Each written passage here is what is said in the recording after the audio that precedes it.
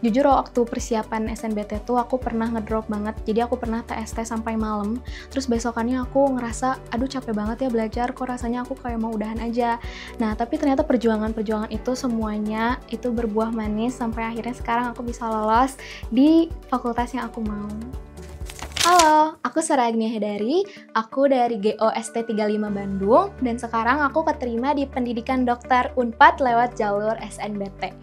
Aku dari dulu tuh emang pengen banget ke pendidikan dokter, terus kayak emang ngincer Unpad karena nggak terlalu jauh dari rumah, terus emang top 10 juga, dan aku seneng banget akhirnya aku bisa masuk lewat jalur SNBT ini. Aku sendiri di GO udah dari kelas 10, awalnya itu aku emang nyari-nyari les kan waktu awal masuk SMA, nah udah gitu aku dapet rekomendasi dari temen aku biar bisa bareng-bareng lagi, terus akhirnya aku masuk ke GO deh, dan ternyata setelah masuk GO tuh emang kerasa beda juga sih, kayak aku jadi lebih gampang buat ngerjain PR misalnya. Terus kayak aku kalau misalkan mau belajar nih, kadang kan aku agak males gitu orangnya.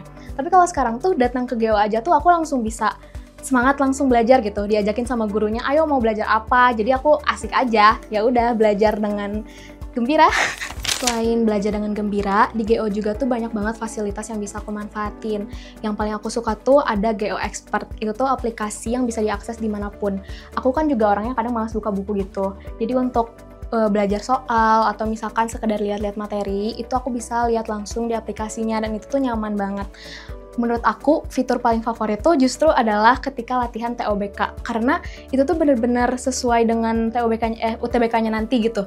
Kayak di waktunya, terus juga urutan-urutannya, dan itu tuh bener-bener bikin aku jadi kebiasa sama ngerjain soal-soal UTBK. Selain sistemnya yang mirip banget sama UTBK, TOBK juga ngebantu aku karena mirip banget nih materi-materinya.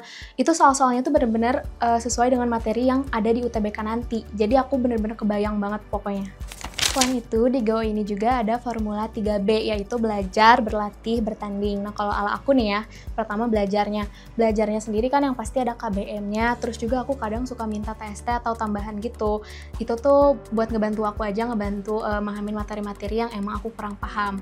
Terus untuk berlatihnya, aku juga biasanya sering ngerjain di soal GO Expert. Itu tuh sebenarnya ada juga sih kayak target-target soalnya. Tapi kalau aku biasanya lebih fokus di emang yang akunya kurang paham materinya. Nah, terus yang terakhir itu ada bertanding. Nah, kalau misalkan aku nih ya, biasanya kan aku ngerjain TOBK tuh juga bisa ngeliat nih, kayak aku tuh hasilnya berapa, dan passing grade-nya itu untuk masuk ke universitas tuh berapa. Nah, dari situ aku biasanya bisa memperkirakan kira-kira aku tuh kurang di mana gitu. Nah, dari formula 3B tadi, berlatih itu menjadi salah satu tips and trick aku untuk lolos SNBT. Jujur waktu persiapan SNBT tuh aku pernah ngedrop banget, jadi aku pernah TST sampai malam, terus besokannya aku ngerasa, aduh capek banget ya belajar, kok rasanya aku kayak mau udahan aja.